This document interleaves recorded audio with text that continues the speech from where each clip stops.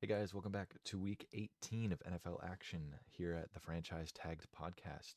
Going to be kicking things off with our pick'ems results, going into some topics, some rants, continuing to dog on the refs as we do all season. And then we are going to continue to look at our playoff teams and their stats and do our players by number as we do. You know the drill by now. And then obviously pick'ems for next week, predictions for the playoffs, things of that nature. But first things first, pick'ems. I went 10-6 for the third week in a row, and that made my total record 155 and 101. And my And lock hit, your lock. and that makes my lock record 12-5. Our lock hit, I should say. Yes, our lock because you decided to piggyback off of mine. Yours Ours. would have hit though, didn't right? I Yours was am Niners. actually pretty sure oh, I did say Niners. That's right. I was worried that I had said Eagles over Cardinals, Oh, and that I tough. had pivoted off last second. But luckily, We'll be getting to that. My lock was also on the or rather the Browns on Thursday Night Football, so mine also hit to go 13-4, and I went 12-4 in my predictions this week for a grand total of 164 and 92. Now, one thing I will give you the decision time on is I changed my mind after we recorded on Dolphins Ravens, and so then the Ravens won, and I was right. Do you okay. want me to See, swap that back and take now, an L? yes, because I went into this, like, as I pulled up everything for the week, I was like, okay, so I know I've got the Dolphins Ravens over him. I know I've got this other thing wrong that he got right, and the other thing was Raiders Colts. But I was like, I know I've got that Dolphins Raiders over or Ravens over him. And then I went on and I was like, I don't remember him picking the Ravens. We're gonna get into that Lions game, and I'm gonna sorry, I'm gonna let him talk about all the ref shenanigans at the end there and tear into some people. But first, I just want to give a massive shout out to CD Lamb. Jesus, man, that dude's insane. I don't like players that I like being on the Cowboys, but it just seems to happen. Like Micah Parsons is there, CD Lamb is there, Tony Pollard is there, who has had a rough season, but I like Tony Pollard. He's cool.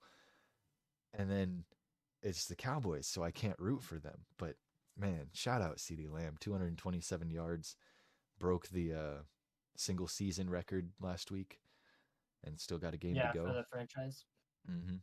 Sorry, not and not that single was season for the for NFL, single yeah season for the that Cowboys. that was yards and receptions. Both, He broke yes. the So he went franchises, 13 for 227, I believe.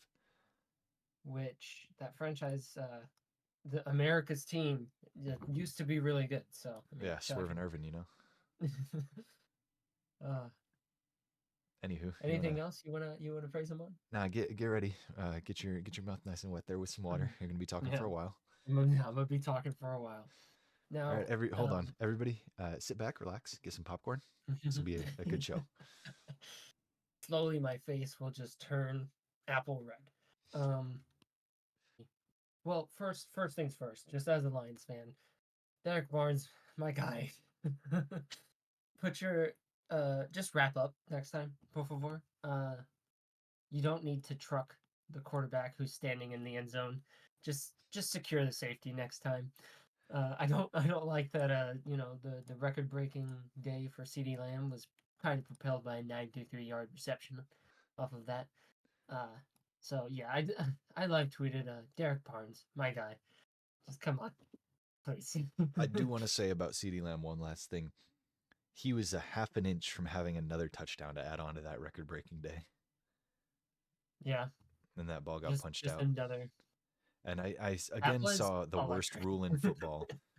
And sorry to interrupt the Yeah, beginning of your ref it's rant, fine. but everybody's calling that the worst rule in football. I have heard no complaints about it until this year. And I Yeah, don't know what it is, precisely this year. but it seems like this year it's just like blown out of proportion. I agree, it's a stupid rule. I don't think it should be out at the 20. Like I don't think it should be the other team's ball I at the think 20 cuz like nobody recovers it, so why does it change possession, you know? Like I get that it's the rule and it's been like that forever and everybody's always says like, yeah, we're just taught not to reach and I reached and I shouldn't have and I was dumb and that yeah. was bad on me. But why are they punished so harshly for trying to score? Like I think that's kind of the point. Is like you're taking the risk of trying to score, so the you're either gonna get points on the board, and the risk is that you lose possession. So like there's you know it's kind of It's still if a the dumb risk was rule. like, oh, if it fumbles into the back of the end zone, but you retain possession at inches from the goal, there's no repercussion for the fact that your team fumbled. I think the other reason I think it's stupid is because if you fumble the ball and it goes forward and out of bounds anywhere else, you get it where you fumbled it. Yeah. And then all of a sudden, oh, the goal line is involved. So now it's their ball instead of just being mine The where I goal fumbled line it. is a player on the defense. Haven't you heard Madden commentators say Oh, it's like an yeah. extra guy? Yeah, sure. Uh-huh. All right. Talk about your refs, uh, bud. yeah. So we'll start right where the heat started, and that's with 23 seconds left. A great first off missed PI on that final game-winning drive attempt uh, from Amon-Ra getting basically wrapped up, and then the ball being thrown at him, and then him not being able to make a play on that ball. So I saw that live, and I was like, "Oh, that sucks." I was like, "Oh, that sucks." I wish they I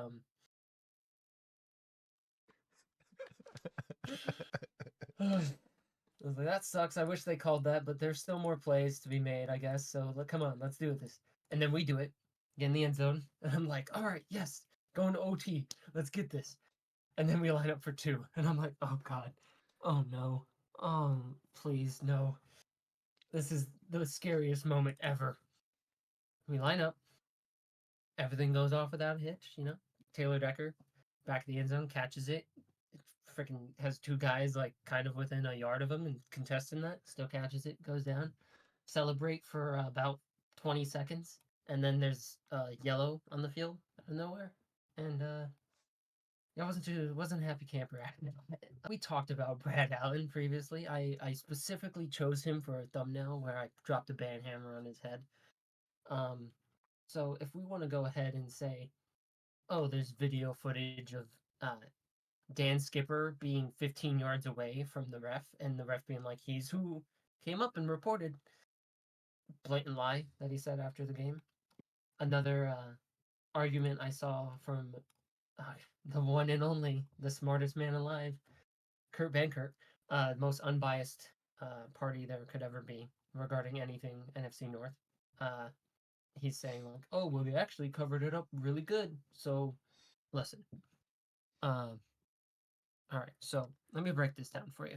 We have a play lined up, right, where we have Panay Sewell out wide. Panay Sewell, who was not number 70. Fun fact: Dan Skipper, our jumbo left tackle, tight end slash masterpiece. He's number 70. He goes ahead and lines up at Panay Sewell's position. You know, the right tackle Starworth. He lines up at a slot wide receiver position, basically. So already shit's fucked. All right. Panay Sewell then motions in because there is a shift of the offense, a legal shift, not an illegal shift. That's a penalty. Not an illegal shift. No, no, no. A legal shift. So now Panay Sewell is attached to the O line. Basically, he's playing tight end. And on top of that is Sam Laporta, who also attaches to the offensive line playing tight end. So the pickup, because I've rewatched it as well as everyone else saying like, oh well, they covered it actually really good if they covered the correctly eligible guy. The correctly eligible guy, number 70, is 4 yards in the backfield because he's actually pass blocking as someone's bull rushing into his chest. What do you mean they correctly covered that? Guy's not going anywhere. But they had And a guy on him. Did you not see the guy bull rushing his chest in the you're backfield? right, He was dude. stuck You're to right. him. That's how Dude, you play man draped, bro. coverage. Draped. Yeah, that was just a really good press win from a linebacker. Jeez, don't you know? The the actual coverage they had, the pickup they had in coverage was on Panay Sewell, someone who was not in question. He was not walked up and being like, "Oh, 70." Like, no. He's not 70. He's 58. He started out wide, and that's part of the trick play. Is okay, he's out wide, he's eligible. He attaches to the line, he's eligible. They have someone on him. Someone is man to man with Panay Sewell, not with Dan Skipper. So when Panay Sewell's pass blocking, there's a certain little angle that for a mere second where it's just like a defensive player and then Panay Sewell and about 2 yards apart from each other, just kind of staring at each other. It was like the Spider-Man meme, but they're just both like in a hands up kind of position because he's expecting Panay to run at him, and Panay's expecting him to run at him. Yeah. So they're just kind of feet apart, playing patty cake.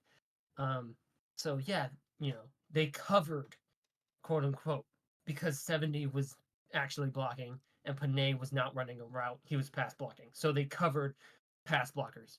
Whoop de doo. Um, the the non-eligible Taylor Decker, who's actually goes out in the route, catches it and celebrates for 16 seconds before there's ever a flag down on the field. There's no flag because the ref knows immediately, like, oh, haha, got him. You know, nothing like that.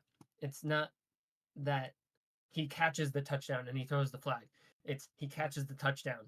16 seconds pass of the entire offense huddled up, celebrating. Jared Goff jumping on top of the whole pile of celebration they got going on. And then the flag's out as everyone's leaving the field. Like Brad Allen goes ahead and has a whole conversation with everyone else because they were gonna flag it for, illegal formation because of who reported eligible wouldn't have made that a legal formation. But all of the video after the fact showing the fact that Dan Skipper was nowhere near him, that two people walk up to him, and it's Panay and it's Taylor Decker.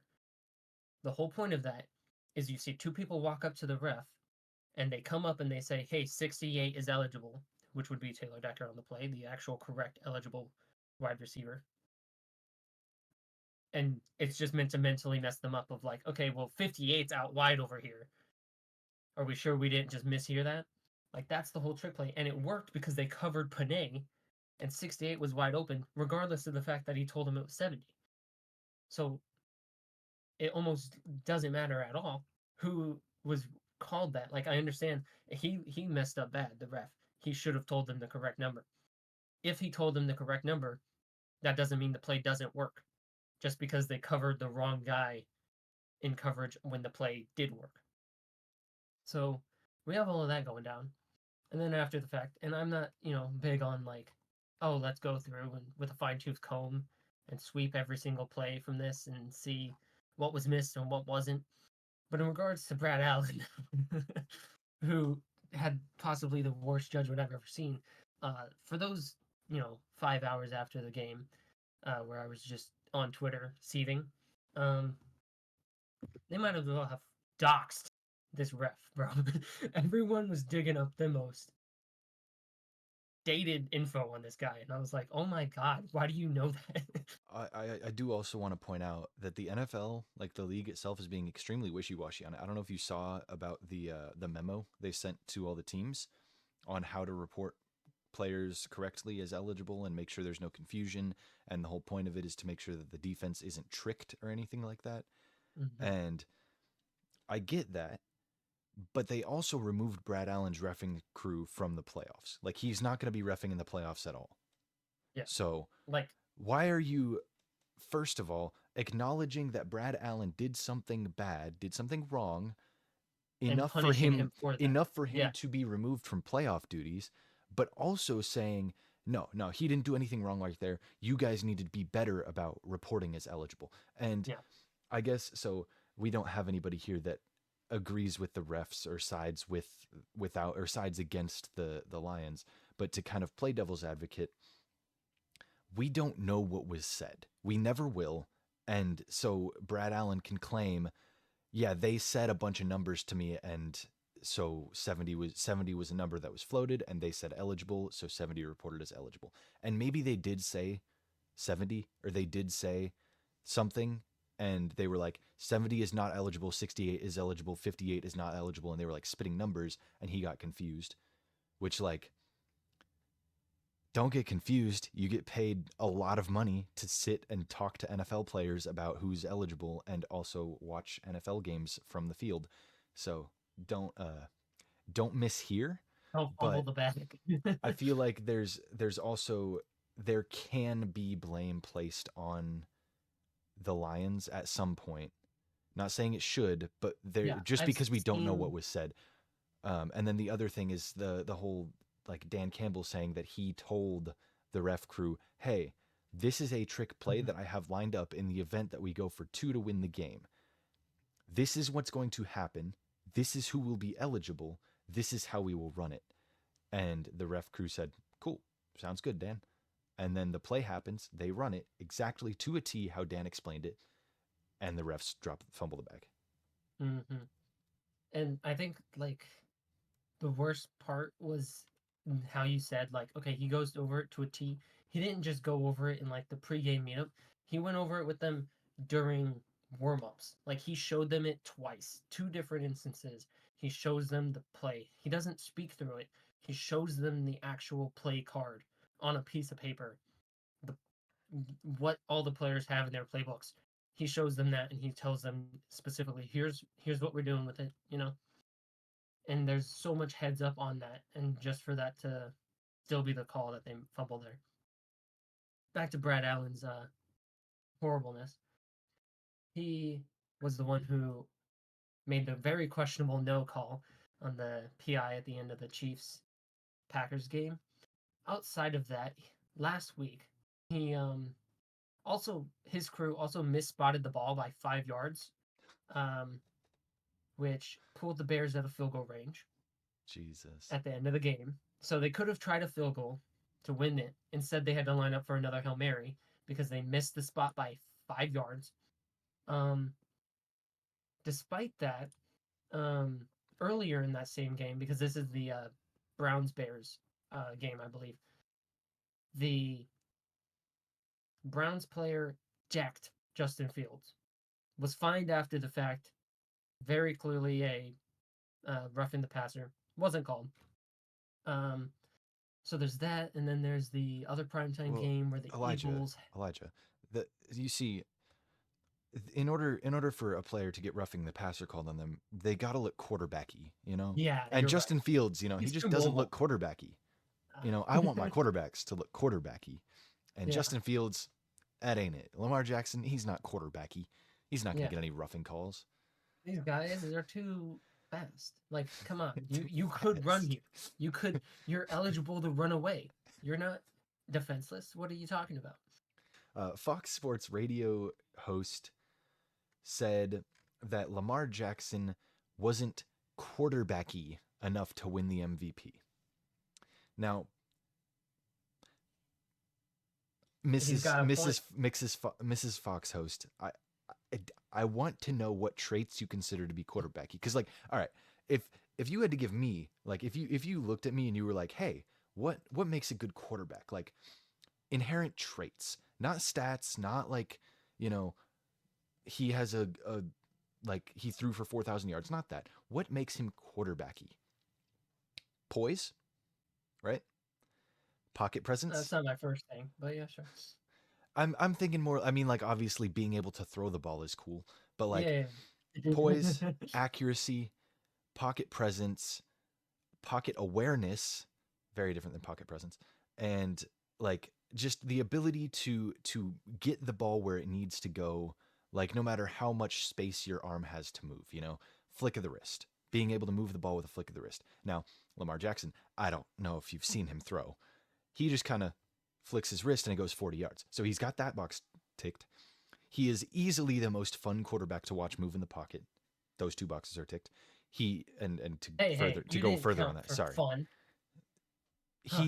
he moves very fluidly in the pocket. We've gone over this before. He is easily the nicest quarterback to watch. Like just move in the pocket. He Yeah, dodges every person coming at him. He's just he has the best pocket presence that I have seen out of a quarterback. And his awareness as well is another thing. In the pocket, he knows when he's about to get hit and he'll step up or he'll step to the side. I watched the entire Ravens game. I think I saw one time that he didn't evade the first guy coming at him. And that was just because the only way to go was back. He had guards on either side of him, and there was just a guy coming at him, so he couldn't backpedal fast enough. And you know his poise in the pocket, really nice. Always love watching him just kind of stand tall in the pocket, find a receiver, throw it, and it's always on a dime. He in this past game, was the single most quarterbacky player that has been seen on a field this season. The most Because quarterbacky quarterback. now, 158.3 passer rating, right? Perfect passer rating. That's happened before. It's happened several times. I don't know how many times this season. I know Brock Purdy had it right earlier this season, I believe so. Yeah. but not just a perfect passer rating. 5 passing touchdowns and also 3 incompletions. And of those incompletions, right? 2 of them weren't entirely his fault. One of them was not his fault at all. He put the ball exactly into Rashad Bateman's hands, and Rashad just couldn't What? complete the process of the catch. And That's new. He's not usually like that. shut up. And so he puts the ball on Rashad Bateman's hands. It's a little like it's a hair far to where he's like actually stretched out catching it in front of him. But he has it in his hands, he catches it, and then he hits the ground and the ball moves. That's on Bateman. Then he had one throw where it was I think it was Odell going down the side, or maybe Zay Flowers. It was I don't know who it was. It was one of the Ravens receivers down the sideline, a little comeback route, like a shallow comeback. So it wasn't like he went up and then way back. It was just like a little, almost a hitch, but a little bit more like a step back to the line of scrimmage where a hitch is normally just stop. Um, Hmm. and Eli Apple just bit the hitch and had like Lamar predetermined where he was going to go with it. He saw Eli Apple on a receiver he trusted to run his route, and he threw it. And Eli Apple jumped the hitch, and good play by Eli Apple there, and he broke up the pass. So that one I'll give it. Lamar should have waited to see if his receiver was open, whatever, right?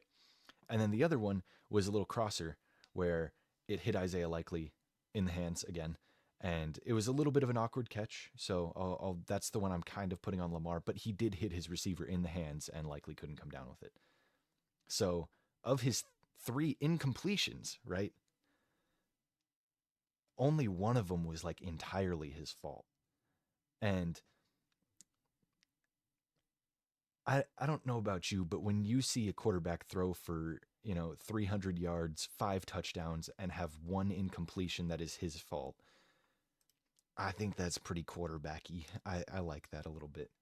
So Yeah, but I mean, he ran it 6 times for 35 yards. That's just too much of a shucks. running back for me. Yeah, Like, not bad for a running back. Anyways, yeah. I have a little bit of MVP talk because it's essentially a lock now that Lamar's going to win it. Hmm. And this He season, played into it real good. the past 3 weeks actually, so week 15, 16, and now 17, we've had a different quarterback be the focal point of the MVP race. So going into week 15, it was Dak, and he wasn't like a lock or anything, but he kind of like led the charge. He had 3 games where he had 300 plus yards and 4 touchdowns this season. He did that 3 times. He was looking really strong. Hadn't turned the ball over a lot. Was just like really efficient, really good passer, and he was elevating his team and keeping the Cowboys and in games and winning a lot of games for him. And he looked like the clear cut favorite going into week 15, but then he threw for 164 yards, no touchdowns, and an interception in a 31-10 loss to the Bills. And following that game, like after that, name was scrubbed from the MVP talks. He was never really like talked about as a possible MVP winner after that. And after that game, then it was like, oh, well, it's clearly not Dak. He just threw for 160 yards and an interception and no touchdowns and lost. So it's got to be Brock Purdy. He's the lock. He's the favorite. Nobody's touching him. He proceeds to throw 4 interceptions the very next week. And it's in the game where everybody's like, okay, MVP, do your thing. And he throws 4 picks.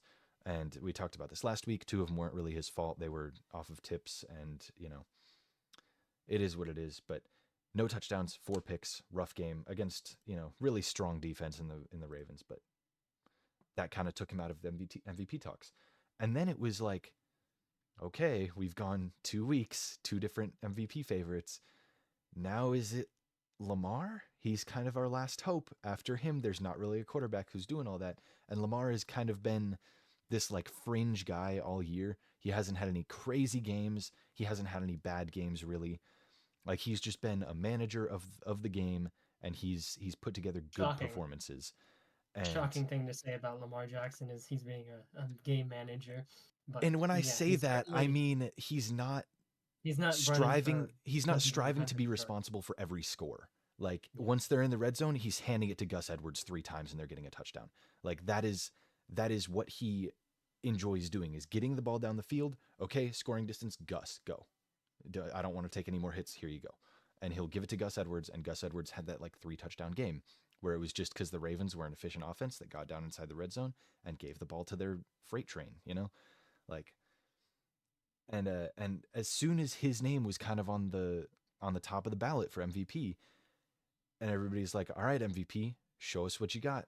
Good game, strong teams facing each other, Ravens Dolphins," and he goes and puts together possibly the best performance we've seen out of a quarterback this year. So he's the only player who's kind of stepped up when the question was asked of, are you the MVP? Are you going to win it? Are you going to prove to us this week that you deserve the award? And he does. So whether or not you think that it should be a QB award, Lamar Jackson is the only person who's been in legitimate MVP talks to go out there and back it up the week after he was kind of spurred on as the front runner. Because even if we go like earlier in the season, it was obviously Pat Mahomes is always in the MVP race yeah, until his receivers started dropping way too many passes and Travis Kelsey which kind was of week started one. laying goose eggs. Yeah, I mean, but even through a few weeks, the Chiefs were looking good and Mahomes was why, and it was like, are we seeing another MVP performance from him? And then everything started to fall apart and shit hit the fan and they lost a few games and then he was out of the race. And it's just these constant questions and then them being answered in the wrong way until Lamar. And I don't think that CMC should win it anymore. If you asked me earlier in the season, it would have probably been between CMC and Tyreek, but I just don't think McCaffrey elevates that offense. Because if he did, well, I'm sorry, to the extent that everybody's saying, McCaffrey obviously elevates the offense, but I think that if he was the deciding factor in a lot of the games, that when Brock Purdy had his 4 interceptions, they would have leaned on CMC more, and CMC would have done better, and he would have propelled them to more scores. But that's besides the point. And then Tyreek Oh, Hill has Shanahan just doo doo. Tyreek Simple, easy breakdown for you. Tyreek Tyreek Hill Hill. is 283 yards off of his 2K mark. So Yeah, he's I just had a bit of a weaker end that to the season than we expected to see out of him. yeah, Um, injuries and such derailed and that kind that's of push. like he was putting together 181, 163, just shy of 100, 112, then a 60-yard game, but with 8 catches. And then these past 3 weeks, it's been 4 catches, 61 yards, 9 catches, 99 yards, 6 catches, 76 yards, no touchdowns any of the past 3 weeks. And he dropped that one in the end zone against the Ravens. I don't know if you saw that. But and then yeah, in that game, Bradley Chubb was still in the game with 3 minutes left, down 30, and he tore his ACL. Yeah, with their do or die game that's kind of coming up here against the Bills, that's That's a I tough wonder how loss. much of an impact that's going to make because you kind of want everyone as healthy as you can and entering the playoffs, and this is a playoff game essentially for both Yeah. teams. A couple more things for Sunday. The Eagles, Jesus Christ, they lost to the Cardinals. And Oh, shout out Kyler and everything, but that was quite the comeback. that's not a team that the Eagles should be losing to. Like, I know at the beginning of the season it was kind of like, okay, the Cardinals are the worst team in the league. And then Kyler came back and it's like, okay, now they're the worst team in the league with a decent quarterback. Yeah. Or sorry, second worst. Panthers exist. My bad. And they're Beginning of the year, still we didn't know the Panthers were going to be that they're bad. still not a good team. They have a good quarterback and a decent receiver in Hollywood that they just don't like using that much. Actually, no, he's on IR. My bad. Um, Yeah, no, they is Michael Wilson still their leader?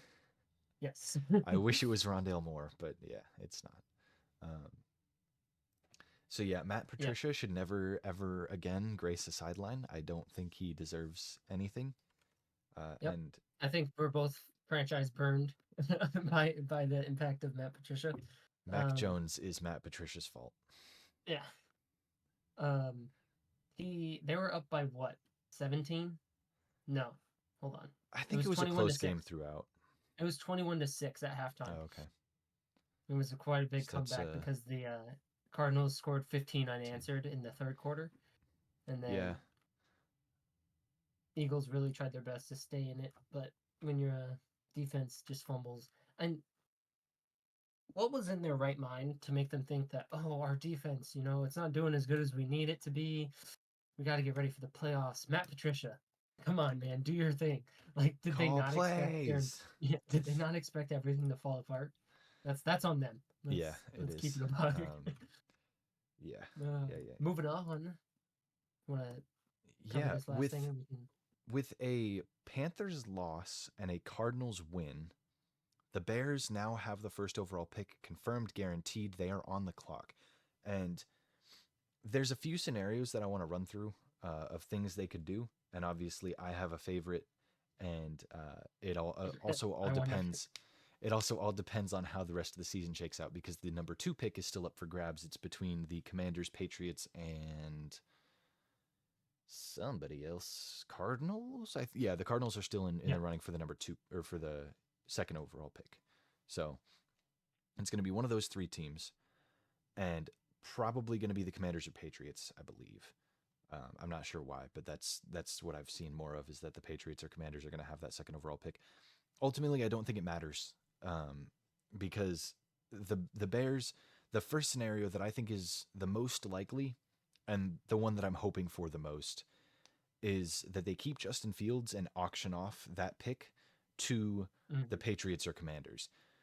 And as long as as long as the Cardinals don't hold the second overall pick, they can do that.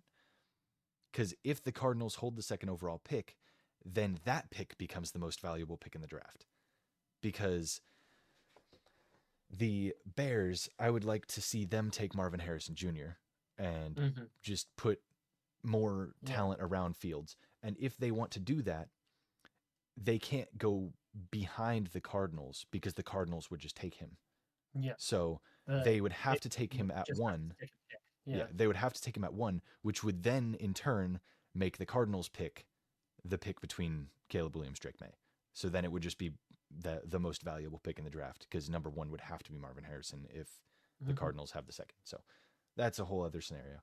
But let's say the Cardinals get the 4th pick and the Commanders and Patriots have the second and third picks. Then it becomes a bidding war for who wants Caleb Williams more or who wants to select between Drake May, Caleb Williams more. And a Do lot of you the think mocks, huh? you can finish your thought, and then I'll have the Yeah. question for you. A lot of the mock trades that I've seen have Jonathan Allen and the Commanders first and then a slew of picks. And I would think that the Patriots would have to offer basically the same thing in Christian Barmore, their first and a slew of picks. And then if they both offer that, it's just which pick package is better or which player do you think is better, Jonathan Allen or Christian Barmore? Which team do they think is going to be worse going forward True. with those True. future picks Well, the in Commanders are different always games? bad, so Hmm. I mean, yeah, they changed their whole identity and still suck. Um, the question I had for you is, if there's a bidding war and it's 2 and 3, and one of those two moves up, and then the Bears at either 2 or 3, whichever they fall to, take Marvin Harrison. Do you think it's going to be a similar situation where, we kind of had it play out with the Texans and their trade up to get CJ Stroud at 2 after Bryce Young was taken? And it's like, do you think there'd be any regret from a team who possibly trades up for Caleb Williams or Drake May? Like, do you think well, there's going to be like immediate like success from either one of those at the team they go to where it feels like one of them really just fumbled the bag? Because absolutely. I think the commander, whoever the Commanders get, is going to succeed because he's going to have Terry McLaurin on his team, and better unless, weapons than you. dude, unless the Commanders trade Terry McLaurin and Jonathan Allen and that first pick to Oh, get a quarterback, because in that case, then the Bears wouldn't care about Marvin Harrison, or they would just have the deadliest trio of receivers ever. Um, but yeah, I don't think it's. I mean, I think it's hard to It's hard say to because say. Yeah. because obviously last year we were like, yeah, Bryce Young number one, whatever, cool. He's a good quarterback, and it wasn't so much like he's better than CJ Stroud, but it definitely wasn't that he was like a ton worse than CJ Stroud and was going to take Mhm. his like, and that team was going to suck. We were like, Panthers have some pieces. They could put something together. They could put a little run together, and they could do okay. And then you know they didn't. Shocker. Um, Do just want to point one thing out real quick, and it's the kind of strength of the O lines here. So, Commanders have the 14th best pass blocking um, group, I guess, unit, core O line unit, unit. That's a good word. Yeah. And then you want to go ahead and flip to New England, who has the worst. and we're So, losing Trent Brown in the off season. I can't and you wait. know what's craziest? The craziest fact about that is that Sam Howell Is he still took the most sacked quarterback. 61 sacks. Jesus Christ. 61. Okay. Anywho, back to Just the wanted to back to throw the that matter out at hand. Bears pick.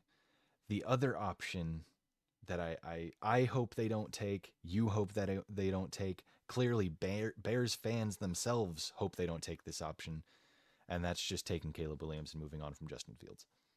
there. Yeah, please. But Ryan Poles has from last year has proven himself to be quite the we'll call it a pick handler. He likes his picks. He likes making trades. He likes Yeah, getting assets. he He loves loves getting those deals. picks. Um, so he traded last year down to 9, and then subsequently down to 10 because he saw a free pick from the Eagles. And, Eagles pick in the 4th round. It's not going to be that crazy, but hey, extra picks are extra picks. Move Good down pick, one bro. spot. Yeah, You know who they're taking, and you know who you yeah, want, and you can gain extra assets taking who you want, and he's cheaper for you. yeah. And You're that's like, oh, Darnell they have Wright the at best 10. line. They're not taking that. Yeah, Yeah, Darnell Wright at 10. And he's been good this year. So he's made a good selection and he made a good decision getting DJ Moore and Darnell Wright and the first overall pick this year, which he can then go ahead and turn into the second or third overall pick, which would turn into Marvin Harrison. So he could turn the first overall pick this year into Marvin Harrison Jr., a first plus pick another next year, pick, a first pick plus the year maybe after down the that, line. seconds for the next 3 years, and a star D tackle. And he would have just single handedly fixed the Bears as soon as they get rid of Luke Getzey. But that's a whole nother story for a whole different day. Um, but yeah, that's just the scenarios that the Bears have to think about with the first overall pick, and it's a lot of thinking to do and a lot of time to think about it because they have from now until March to Yep. consider what to do, or April, Basically say, yeah, we are for sure rocking with because that's the thing, right? Is if they pass on a quarterback here, they're committed to Fields for the future, forever. Like yeah. he's their guy. That's what they're saying. And I think he is. I think he can be if you piece together a good team around him. But I don't know if they think that. And if they I don't think know, that, man. You saw Tyson Badgett? yeah, I do want to say the coolest thing out of this entire weekend to hear was just the Bears fans chanting, we want Fields" at their game. So Yeah. shout out Justin Fields. I hope the Bears keep him around and keep building around him because if they do, that could be a scary team for years. So Added speaking this week were the Rams, Browns, and Chiefs. Yes, the Browns clinched a playoff berth with Joe of Flacco at quarterback. Wonderful. unfortunately, because of the Ravens' absolute beating of the Dolphins, they do not have a chance at the 1 seed anymore. But that was fun little storyline while we had it. Yeah. The Browns, I've been talking about their defense all year long, and I am so glad to see that their defensive pass yards allowed, they at least in some defensive rankings, they are doing Top good. dog. You know what really threw me for a loop? Hmm. I've been hearing all about how good this Chiefs defense is. I've been seeing how good the Chiefs defense is. I didn't know they were going to be third best in opponents' points per game. Yeah. That And their really threw me offense, off. and the shocking part is that their offense can't keep up. Like they're at all. holding their Like, opponents to such low scores, but mhm, their offense is just nowhere to be found. And it's not Mahomes' fault, and it's kind of the O line's fault, but it's really the receiver's fault, and yeah, not Rashee Rice. Let's make that clear. yeah. Rasheed Rice, I mean, put the team on his back. One thing I want to point out is also on the Chiefs side is their record since Week 10, and how the Super Bowl uh, contenders from last year, where it was Eagles Yeah, and they're Chiefs both Super three Bowl. and four since week 10. Yeah, they're both not doing great. I'm just worried that the Eagles are going to get things clicking as soon as the playoffs starts and or the playoffs start, and that they're Mhm. just going to make a run at it, and it's going to be the most atrocious thing we've ever seen. Because it's And going to be 16 tush push. pushes, yeah, Yeah, and it's going to be. It's probably throughout their playoff run. If they make it past one game, they're going to get like three a game from the tush push. Like yeah. it's going to be absurd. Um, The outside of that, the Browns have played a tough schedule too to yep, be winning that many. toughest that we have seen. Yeah. And I Well, I mean, mean, with guess look who they're playing twice a year. I mean, Ravens Ravens, yeah. best record. And the I Ravens think have had the second that's all toughest for that schedule that one. we've seen. So, shout Yep, out them. Plus, if we add in the most recent game against the Dolphins, it makes the schedule even tougher.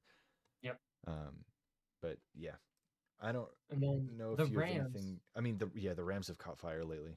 That Yeah, the 6-1 Rams record since week 10 is crazy and the only loss was to the Ravens. in OT, Um, yep, right? took to overtime for that one to be decided, and the Ravens were definitely not in the playoff conversation at all at the start of the year, and I went ahead and I'll give a little tease here. Uh, next next week we're going to be going over my preseason predictions. I have a, a mini paragraph written about every team when we did our off-season predictions, when we predicted all of the records. First off, 2-15 Cardinals. I mean, I wasn't that far off. Yeah. I was also looking at him, and I was like, Mhm. man, that's funny. Patriots 9-8, or the Cowboys 7-10, and the Browns I had five and I had the twelve, bruh. Patriots at 7-10, and that's still laughable. Yeah, the Browns at five Uh, and twelve is comical. I was just hating, all right, and then I Yeah. thought, oh, No, I'm looking at Deshaun sucks. mine. I'm looking at mine, Oh, saying okay. it's comical. Yeah, Deshaun. I was like, Jags at Deshaun sucks. 15 and He's not 2. even. Who was that? Jags at 15 and 2. I forgot I did that. Oh, jeez. hey, I'm hey, glad to I made to be mine fair, to be semi-realistic. fair, to be fair, through the first like 8 weeks, it didn't look that far off. Like it looked like they might finish, 13, 14 wins. They're 9-7 right now, aren't they? Let me see Yeah, this. they were like 8-1 or 8-2. Like they were Yeah, I believe they were 8-2. they were That's crushing. yeah. And I was like, it could happen. No. No, no, no. But Anywho, basically, next week I'm gonna be taking a nice little victory lap. I also have some really funny paragraphs which were dead wrong, but in I the will I regards will to the personally Rams, I will personally uh, request that you don't go through every single paragraph and that you I'm just not. pick a No, couple highlights. no, Okay, just cool. just the ones that are funny and just the ones that were either dead on or were so far off it's comical. Hmm. Uh, I mean, the main ones I'm aiming for there, but outside of my little victory lap, I'm going to be taking because I was like, hey, Rams, they're going to be good. You know, don't count them out. Everyone counted them out. I Hmm. still counted them out in my offseason You were like, they're predictions. gonna be good. I They're gonna go 7-10. No, I was like, they're going to be good, but I think they're still going to miss the playoffs because they're way too young to produce this quickly. Yeah, And they and proved me Puka wrong. Puka Nakua proved us wrong. Yeah, Puka Nacua out of the blue. That was horrible. All right, moving off of the playoff stat sheet. Yeah. That's Hey, enough I time just want to spent point out there. all of their stats top 10 in offense. That was the one thing I wanted to point Yeah, out from them. they got a good offense. And now we Players can by jump number, 71 to 80. This into is our going to be a long episode. I didn't want this to be a long episode, but it's going to be. 71, pretty obvious pick for Trent Williams. He's the yep, best offensive lineman in football, but honorable mention and shout out to Christian Darrisaw, Jedrick Wills, Mike Onwenu, and Ryan Ramchick. yep. Um, All the names you hit them. all four of them are really good players, just not quite Trent Williams. Agreed. So you also got Trent. At Yep. 72, I've got three names written down. It's Garrett Bowles uh, of the Broncos, Teron Armstead of the Dolphins, and Tyler Moton of the Panthers. And I have from here on out written down the PFF grades of every single offensive lineman so that I don't misquote them like I did last episode. And at 72, I'm going to be taking Teron Armstead. He is the highest PFF grade by far, but he's only played 400 snaps this year, where the other two have played 1,000. So he's not Yeah. starting every snap of every game, but he is better when he's on the field, and that's what this list is who's the best, and he is the best when on the field.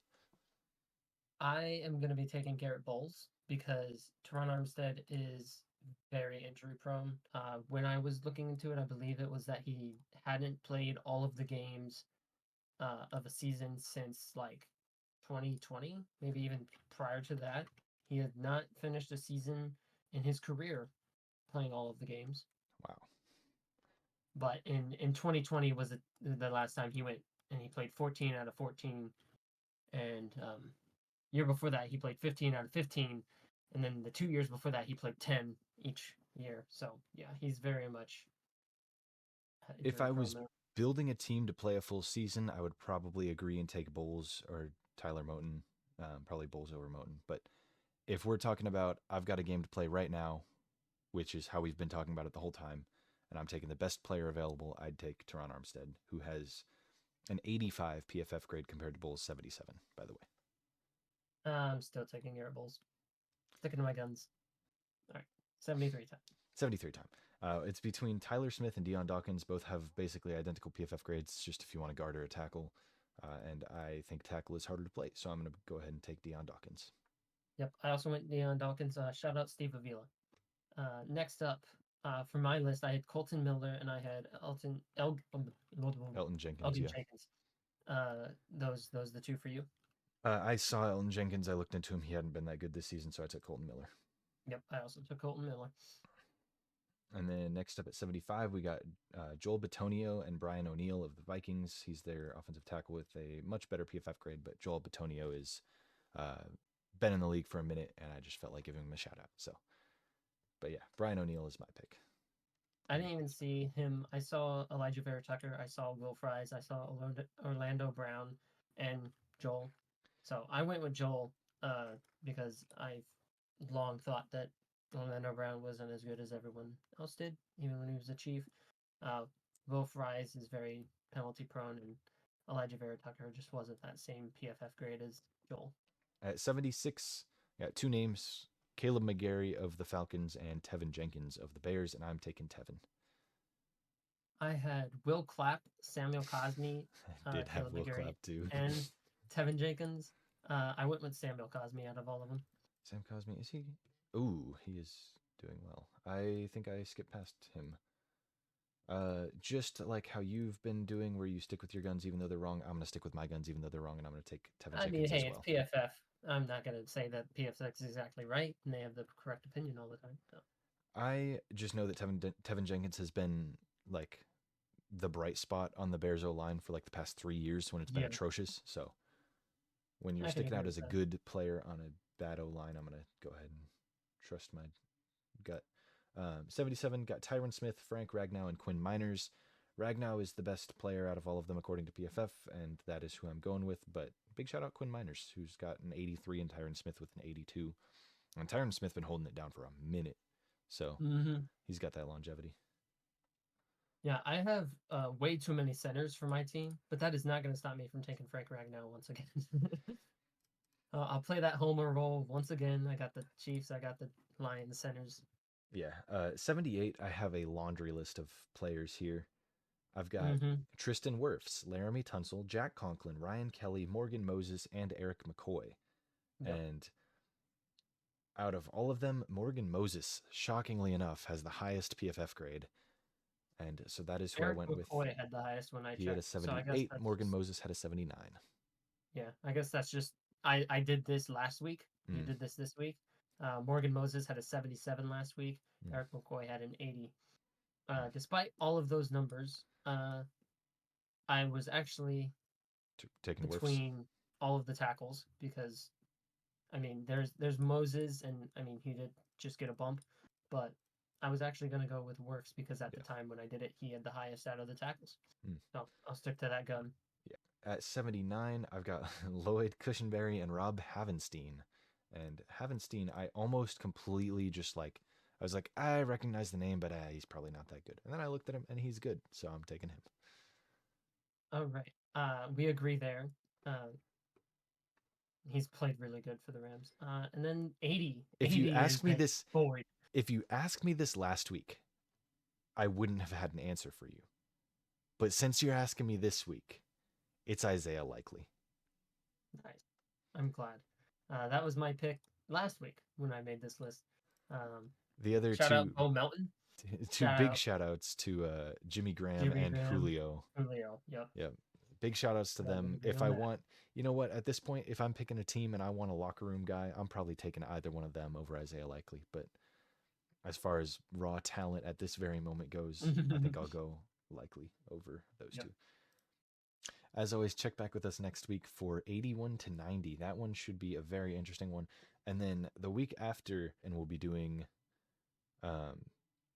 91 to 0. So it's 91 to 99, and then we're also including 0 with that one because we didn't do number 0 earlier on because it was a number we did not think of Yeah. We're still stuck in our monkey brain last year. tactics of years past. Yeah. And then also on during wildcard week, we're gonna do a way too early mock draft. That'll be a separate video, not included in the podcast. So if y'all are interested in that, definitely think about checking that one out. It's just gonna be the top 18 picks, right? 18, 16, Yep. 18, 18. 16, 18. We'll figure it out. It's top 18 because 14 teams are in the playoffs. So Yep. the Math. other 18 pick or the other 16, no, 18 picks. Wow, really on one today. The other 16. Oh Okay. my All God. right. The other 18 picks will be set and done. So we'll have that out with no trades, just a straight mock draft, even though I think the most likely thing is that the first overall pick gets traded. Yeah, check back with us for that. And let's get into pick'ems. Man, it feels weird not doing stocks. Yeah. But I mean, it'd be stocks for 1 week. That's day trading. That's yucky. So. Well, hey, you guys got them through the playoffs. Um, Starting off our week on Saturday, no Thursday night game. It's going to be the Steelers visiting the Ravens. I don't care if the Ravens pull all their starters. They're still beating the Steelers. I don't make the rules. Texans at Colts, I'm taking Texans. Browns at Bengals, I'm going to take the Browns. The Vikings at the Lions, I'm going to take the Lions. Even if they rest starters, I feel like they can beat the Jaron Hall-led Vikings. The Jags at the Titans, I think the Jaguars have that. They're coming off a strong game against the Panthers. And despite that being the Panthers, I think they'll carry some momentum into this game. Jets at Patriots, I'm picking this more out of what I hope happens than what I think will happen, because I just really hope the Patriots lose and get the best draft pick possible. But I'm worried that they're going to beat the Jets and fall to like 7, and then we're just going to get nobody. Falcons at Saints, I'm going to take the Saints. Bucks at Panthers, I'll take Bucks. Bears at Packers, again, something that I just kind of hope will happen, but I also think it will, and I want the Bears to go into Lambeau and crush their playoff hopes. And then Broncos at Raiders, I'm taking the Raiders. Eagles at Giants, I'm taking the Eagles, and that is my lock. I have not felt confident in them any game within the past like 4 or 5 weeks, but this one I do. This one I think they got. And then Seahawks at Cardinals, I'll take the Seahawks. Chiefs at Chargers, I'll take the Chiefs. Rams Niners, taking Rams. And then Cowboys Commanders, I'm taking Cowboys. And Bills Dolphins, I'm going to take the Bills in that battle for the AFC East. All right. I will speed run this. I disagree with the Ravens. I have the Steelers. Steelers, Texas. Hey, you picked against the Steelers last week, and that's why I got one up. But the Steelers, right? The Steelers already have their winning season. They don't need it. You're right. They're not going to try to play for playoffs. Who cares? They can't. Can they make playoffs? I think they could. They're not eliminated. They're one of the ones with the laundry list. Oh yeah, sorry. They have to win and have Jacksonville lose to the Titans or Buffalo lose to Miami. Anyway, and they're starting off the slate, so they got to win and just watch the results come in. But Steelers, I have the Texans, I have the Browns, I have the Lions winning. Oof. Then we have the Jags Titans. I have the Jags because playoff hopes on the line. I'm hoping they rise to that occasion. I have the Jets. I have the Saints, the Bucks, the Bears. Same reason as you. Also the Raiders. I have the Eagles, Seahawks. I have the Chiefs over Chargers. I mean, mostly because of Easton Stick versus whoever our backup is at the moment. But Rams, Niners. I have the Niners just because the Rams get walked by them because Kyle Shanahan just knows Sean McVay's brain better than Sean McVay does. But the Uh, Niners already clinched one seed, so they'll probably be resting starters. And we've seen how they are when but they're not 100%. The Rams already clinched a playoff berth, and they are going to be resting starters as well. They have not been confirmed to be resting starters. I think they still have some movement to do if they win, so they may play for it. And regardless, I I don't think know. they're late enough in the schedule where that's kind of going to be figured out, and we may see them sit based on the results prior, or we may see them start. I did have an asterisk somewhere in here, and since all of my things got deleted, Thing I got don't know where deleted. it went. So I, I I have the Cowboys over the Commanders, and then I have the Bills over the Dolphins. What were you going to say I about can't your remember asterisk? if I think my asterisk was on the Rams 49ers, and it was if the Rams rest starters, I'll take the 49ers, but it's whatever. I'll take the Rams over them anyways. I'll just deal with my losses. I have, you know, I've been having a certain streak going Mm-hmm. for my locks, and I think I might have most Worst. fun, the most fun final lock because I've never locked the Bills this entire season. Oh my gosh. And the last game of the year, winning you're the division champs. I'm gonna be locking them. I'm gonna be locking them. I hope the Sim- Dolphins drop 80. Simply because of I have no other options. All right, you know me. I'm not picking them out of love for them. I got no Yeah. other options that are feasibly to win. So, Bills, You've already locked you're the my luck of the Bucks. draw. Come on. Yeah, you locked the Bucks the Bucks the last time they played the Panthers, right? Yep. And you've locked the Seahawks already, I take it. Yes. Okay. I believe when I locked this, yes, locked the Seahawks and they beat the Commanders. Oh, okay, okay.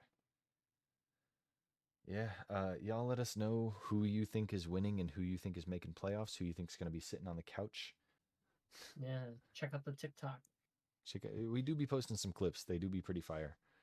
That's why you can get some insight into, well, not so much this week, but sometimes we Yep, post a couple early clips. We won't be this week just because I won't be functional. functional. We'll go with that. Uh, Follow the TikTok. I've posted three clips already. One of them was a little early, so you can get some sneak peeks at some of our takes. If they're more outlandish and we think they'll get more clicks, we'll post them early. So yeah, stick with us. Next week is gonna be a A fun busy one. week. Yep. Um, and that's gonna be Mock draft got playoff mhm, predictions coming in. and A little got more in depth on these teams using those stats.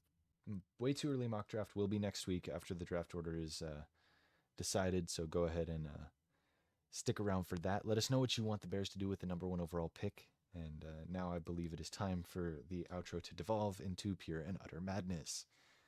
Yes. Shout out Yes, it most Crunker definitely Strike is. on Discord. Um, uh, I don't know how I'm gonna fit this in the editing. Outro here? Yeah, Yeah. No. I'll figure it out All later. right. With that, deuces.